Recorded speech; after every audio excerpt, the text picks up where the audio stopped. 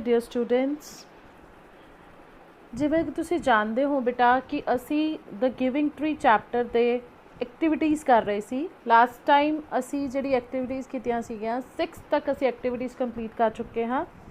Now moving towards the next activity.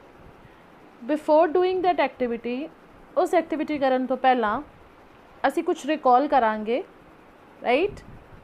The topic we are going to recall today is displayed on your screen. तुसीं देख रहे हो कि screen पर तुहानूं एक टॉपिक दिखाई दे रहा है, that is noun. First of all we will recall noun कि नाउन की है। बेटा पहला असी नाउन प्रोनाउन नूं समझांगे, then we will do the next activity, right. Noun as you have already done, what is a noun? A noun is the name of a person, place, animal or a thing. For example, Anita. तुसी देख रहे हो picture they which Anita. Anita is the name of a person, so Anita is a noun. Next तुसी बेटा देख रहे हो कि next जिहड़ी पिक्चर है forest. Forest is the name of a place. जगह है कोई, forest एक जगह है, so forest is a noun. The elephant.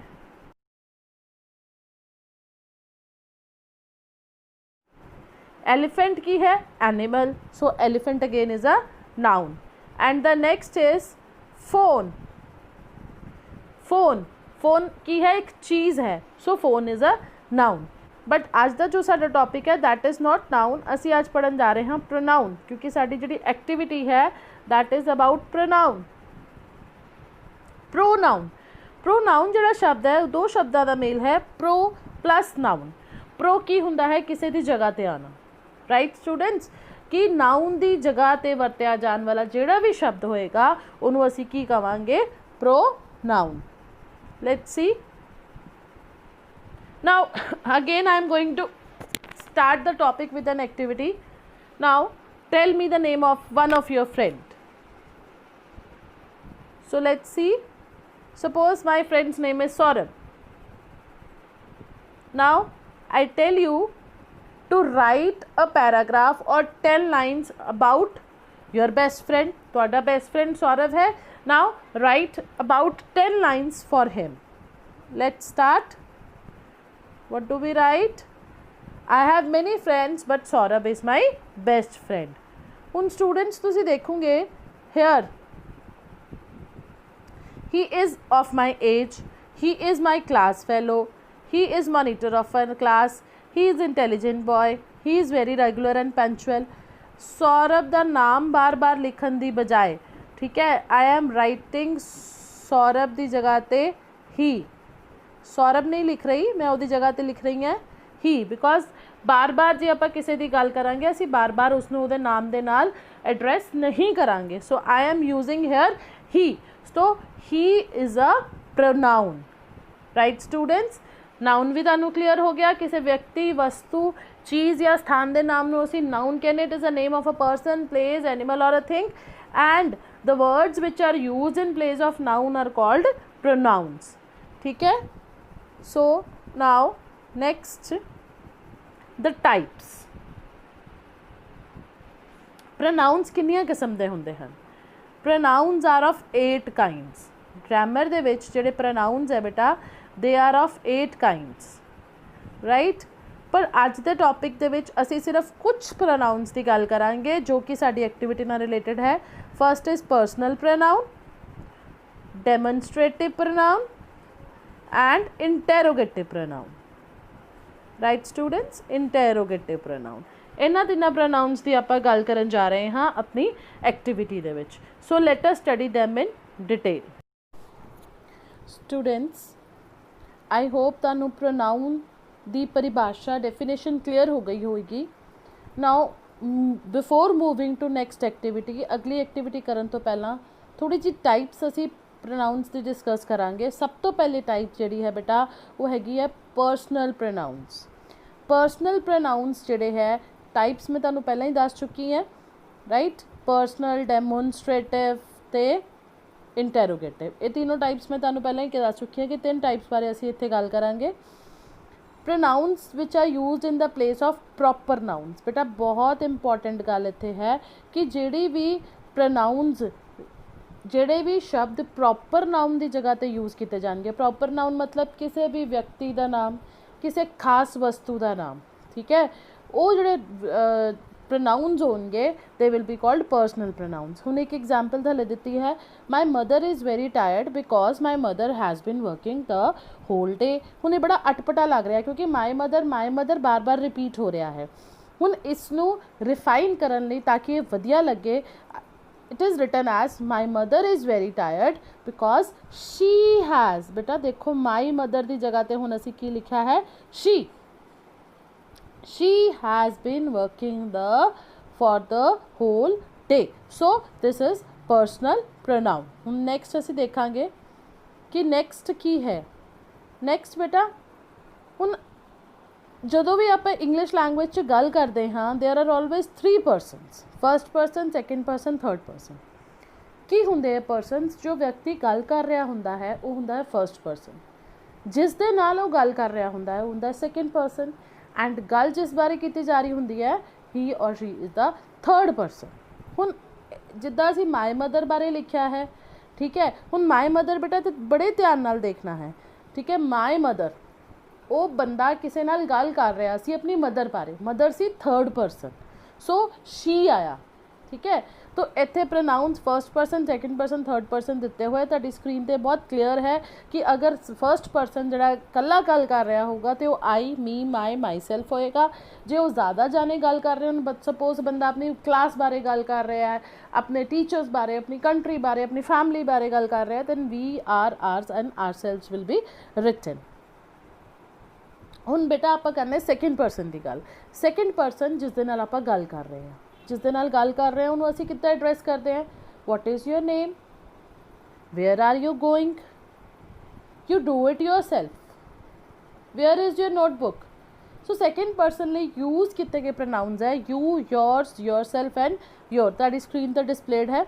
But ਅਗਰ ਆਪਾਂ ਜ਼ਿਆਦਾ ਵਿਅਕਤੀਆਂ ਨਾਲ ਗੱਲ ਕਰ ਰਹੇ ਹਾਂ, ਠੀਕ ਹੈ, ਜ਼ਿਆਦਾ ਵਿਅਕਤੀ ਨਾਲ ਗੱਲ ਕਰ ਰਹੇ ਹਾਂ, then you, yours, yourself and your। ਬੜੀ ਧਿਆਨ ਦੇਣ ਵਾਲੀ ਗੱਲ ਹੈ, ਇਹਦੇ ਵਿੱਚ ਸੈਕਿੰਡ ਪਰਸਨ ਦੇ ਸਿੰਗੂਲਰ ਪ੍ਰੋਨਾਊਨ ਵੀ ਇੱਕੋ ਜਿਹੇ ਹੁੰਦੇ ਹੈ, ਪਲੂਰਲ ਪ੍ਰੋਨਾਊਨ ਵੀ ਇੱਕੋ ਜਿਹੇ ਹੁੰਦੇ ਹੈ। ਦੈਨ ਕਮਸ ਦਾ ਥਰਡ ਪਰਸਨ। ਥਰਡ ਪਰਸਨ ਆਪਾਂ ਜਿਸ ਬਾਰੇ ਗੱਲ ਕਰ ਰਹੇ, ਜਿੱਦਾਂ ਮਾਈ ਮਦਰ ਬਾਰੇ ਗੱਲ ਕਰ ਰਹੇ ਸੀ, ਆਪਾਂ ਸ਼ੀ ਲਗਾ ਦਿੱਤਾ ਸੀਗਾ, ਠੀਕ ਹੈ। ਬਟ ਅਗਰ ਉਹ ਲੜਕਾ ਹੈ ਤਾਂ ਹੀ, ਅਗਰ ਉਹ ਫੀਮੇਲ ਹੈ, ਲੜਕੀ ਹੈ, ਦੈਨ ਸ਼ੀ। ਅਗੇਨ ਹਿਮ ਤੇ ਹਰ ਵੀ ਉਹਦੇ ਲਈ ਹੀ ਵਰਤੇ ਜਾਂਦੇ ਹੈ, ਠੀਕ ਹੈ। ਜਦੋਂ ਅਸੀਂ ਉਹਦੀ ਪੋਜੈਸ਼ਨ ਪੁੱਛਣੀ ਹੈ ਕਿ ਉਹਦੀ ਚੀਜ਼ ਕਿੱਥੇ ਹੈ, ਠੀਕ ਹੈ, ਤਾਂ ਫਿਰ ਆਪਾਂ ਅਗਰ ਲੜਕੀ ਹੈ ਤਾਂ ਹਰ, ਅਗਰ ਲੜਕਾ ਹੈ ਤਾਂ ਹਿਮ। ਬੇਟਾ so students, now we will start our next activity number 8. It is again a game. The name of the game is कौन बनेगा champion. Just like you used to watch कौन बनेगा करोड़पति, it is कौन बनेगा champion.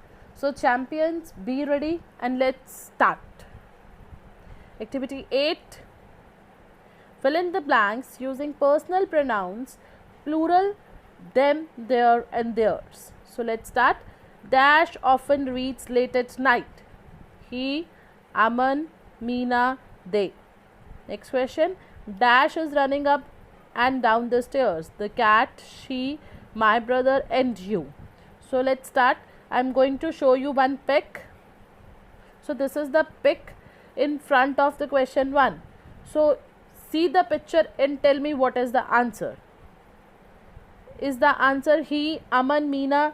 Answer is not Aman because Aman is a noun. Meena is again a noun. They is a plural. So the correct answer is he. Next question. Dash is running up and down the stairs. The cat is not the correct option. My brother is not the correct option. Option left are she and you. Again, you is not suitable. So answer is she. Next question. Dash is from Mumbai. Rosie, my friend, he and this statue. Next question. Have Dash got a dog? Meena. So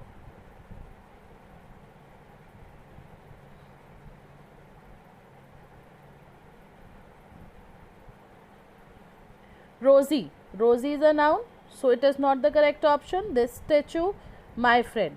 So the correct option is he. Have dash got a dog, Meena? Beta, anyone, someone, it. It is used for non-living thing. So the correct option here is they. Next. We enjoy the roses so much dash really make the garden beautiful. बेटा हुण इत्थे ध्यान देने की लोड़ है कि roses are plural in number. Right students, roses जिहड़े है वो plural हुंदे है. So the correct options will be they, क्योंकि इस दे विचों someone, flowers and its भी नहीं आएगा because it is not a thing. Flowers is again a noun. So the correct option here is they. Aman is not an architect dash is an engineer. हुण again ध्यान नाल देखना बेटा, because Aman can be he or she, क्योंकि आजकल आप देखते हैं अमन लड़कियां का नाम भी हुंदा है एंड लड़कियां का नाम भी हुंदा है, but she is not the correct option बेटा, क्योंकि ध्यान नाल देखो कि Aman is not an architect तो बाद साडा सेंटेंस खत्म हो रहा है एंड इंग्लिश लैंग्वेज का रूल है जो आप नैक्सट सेंटेंस स्टार्ट करते हाँ तो first letter is always capital. So option correct here is he. Right students. Are dash friends or not? He, she, we and it. Now again you see, क्योंकि friends होया है, friends is a plural, so he is not the correct option. She, क्योंकि singular pronouns है, single व्यक्ति लिए वरते जाने वाले pronouns है and it फेर चीज़ा लिए यूज़ होंदा, so the correct option is we. Next question. My doctor was born in London. Dash teaches language lessons in his spare time. Doctor can be he, doctor can be she. So again doctor ले use किया गया है तो you can use he also and she also because doctor can be a female and a male. Next question. All my teachers are from Europe. Dash come from all over the continent. Right. हुन teachers केड़ा है वो plural है, teachers plural है तो obviously जोड़ा plural pronoun use किया जाएगा. सो प्लूरल प्रोनाउन जोड़ा है बेटा इत्थे शी भी नहीं है, वी हमेशा अपने वाले यूज़ किया जाता है. Right. So the correct option is they. Our friends are teachers. All of dash are either strong fast और बोथ. राइट. ऑल ऑफ जोड़ा हुन असी बेटा इत्थे देखांगे दे भी नहीं आएगा, यू भी नहीं आएगा, we is again not suitable. So the correct answer is them. I hope you like the game and would have score 10 out of 10. Now next game. Our next game is based on demonstrative pronouns. Demonstrative pronouns वो pronouns होंदे हैं which are used to point to something. whenever we have to demonstrate बेटा, whenever we have to point out असी show करना होवे कि वो चीज़ कित्थे है या वो केड़ी चीज़ बारे आपां गल कर रहे हाँ, then we use these pronouns. They can be singular or plural. For example थले examples दिते हुए हैं. This was my mother's ring. That looks like the car I used to drive. These are nice shoes, but they look uncomfortable. Those look like riper than the apples on the tree. So these, that, these and those are the pronouns. These, this and that are singular pronouns while these and those are plural pronouns. हुन इहदे बारे होर clear करन बारे बेटा I am here with the pic. Whenever the thing you are going to point out, जदों तुसी चीज़ जिस दे बारे point out करना है, it is near to you, then you use this. But अगर वो चीज़ तो तो दूर है, like in the picture it is very much clear कि एप्पल दूर है. राइट. पर एप्पल की गिनती कितनी है? एक. Then we use that. Singular चीज़ां जे एक होन तो दिस तो तुहाडे नेड़े है, तुहाडे हत्थ दे विच है चीज़ या तुसी बिल्कुल उन्होंने पॉइंट आउट कर रहे हो सामने, देन असी की यूज़ करते हैं दिस. अगर वही चीज़ तुहाडे तो दूर है, तुसी दूरों उन्होंने दिखा रहे हो पर वो एक ही चीज़ है, देन दैट. राइट. हुन प्लूरल बारे मैं गल करांगी. देखो कितने सारे एप्पल्स है ना नीचे वाले पिक्चर्स दे विच. अगेन वो पिक्चर जो उन्होंने एप्पल्स उन्होंने कोल पे हुए है, नेड़े पे है, then he uses these are apples. But when वो एप्पल्स हो तो दूर है, उस पर्सन तो, उस व्यक्ति तो दूर है, then the sentence will be those are apples. I hope it is clear. जे चीज सिंगल है देन दिस एंड दैट, अगर प्लूरल है तो these and those. So let's begin with our game. Filling the blanks using demonstrative pronouns, choose the best answer to complete each sentence. Dash was an interesting experience. Dash was an interesting experience. Now interesting experience singular है, so that is why we are going to cut these and those. Again such is not a demonstrative pronoun, so the correct option is that. Are dash your shoes? Again beta shoes जड़ा है this is a plural, so that भी cancel हो जाएगा, this भी cancel हो जाएगा. Again them is not a demonstrative pronoun, so correct answer is those. Right students? So the next sentence, you will have to get your own pen, dash is mine. Now those is a plural, such is a not a demonstrative pronoun. Now we are left with two options, that and this, right? And the correct option is this. There is no end to this, there is no end to dash. Those is a plural, none, such ये नहीं हो सकते, and the correct answer is this. Next, because of their bad behavior, dash of the children were given allowances. ਉਹਨਾਂ ਦੇ ਬੁਰੇ ਵਰਤਾਵ ਕਰਕੇ ਕਿਸੇ ਵੀ ਬੱਚੇ ਨੂੰ ਗਿਫਟਸ ਜਿਹੜੇ ਹੈ ਉਹ ਨਹੀਂ ਮਿਲੇ। ਠੀਕ ਹੈ, ਹੁਣ ਕਿਸੇ ਨੂੰ ਵੀ ਆਪਾਂ ਪੁਆਇੰਟ ਨਹੀਂ ਕਰ ਰਹੇ ਇੱਥੇ। ਠੀਕ ਹੈ, ਕੋਈ ਵੀ ਬੱਚਾ ਪੁਆਇੰਟ ਆਊਟ ਨਹੀਂ ਹੋ ਰਿਹਾ ਬੇਟਾ, ਇਸ ਲਈ ਦੇਖੋ दोज नहीं हो सकता, because we are not pointing to them. ठीक है, देम अगेन नहीं होएगा, दैट ता नहीं हो सकता because children is a pronoun, so the option is none. Dash of them had seen it before, उन्होंने इसनू पहला देखा सी, नहीं देखा सी, लेट अस सी। दोज बेटा again not option, because seen है तो ऑब्वियसली कोई लिविंग थिंग होएगी तो दोज नहीं वरत्या जाएगा। सच, दिस फिर सिंगुलर नाउन है तो option is neither. Right students, next is dash yours. Right, is क्योंकि असी एक चीज़ वाल पॉइंट आउट कर रहे हैं, is dash yours, is this yours. Right, everyone ate early when we arrived, dash was left। सब ने जल्दी खा लिया जदों असी पहुँचे, कोई भी नहीं रहा सी, so the option correct is none. Next, please give me one of dash. One of मतलब वो कुछ लेना चाह रहा है, वो की लेना चाह रहा है, ये अगेन बेटा देखो वन ऑफ दिस भी आ सकता है तो दैट भी आ सकता है, बिकॉज इतने कोई पॉइंट आउट नहीं किया गया, so this and that both are the correct options. Next है dash are good looking. Again हूँ देखो बेटा इतने आर है, आर जोड़ा है प्लूरल चीज़ों के नाल लगता है, so this can not be the answer, that can not be the answer, so the correct answer is these. I hope इस दे विच भी तुहाडे सारिਆਂ ਦੇ 10 आउट ऑफ 10 मार्क्स आए होंगे। Now students, moving to our third game. Third game is related to interrogative pronouns. The third type of pronouns, interrogative pronouns. Interrogative pronouns केड़े हुंदे हैं? The pronouns which are related to questions, right? Whenever you ask some questions, any question, then you use these pronouns, and these are 5 in number: what, which, who, whom, and whose. What is used to ask question about people or object? चीज़ बारे भी पूछा जा सकता है, व्यक्ति बारे भी पूछा जा सकता है।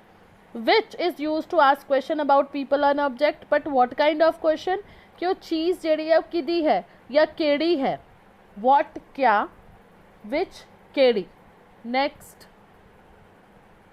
who कौन, हू हुंदा है बेटा कौन, जदों पर ये चीज़ इत्थे ध्यान रखनी है कि हू जिहड़ा है सिर्फ पीपल ਲਈ ਵਰਤਿਆ ਜਾਂਦਾ है, लिविंग थिंग्स ਲਈ ਵਰਤਿਆ ਜਾਂਦਾ है, परसनस ਲਈ ਵਰਤਿਆ ਜਾਂਦਾ है, चीज़ां ਲਈ नहीं ਵਰਤਿਆ ਜਾਂਦਾ। Who is that man over tree, who is the strongest in the class.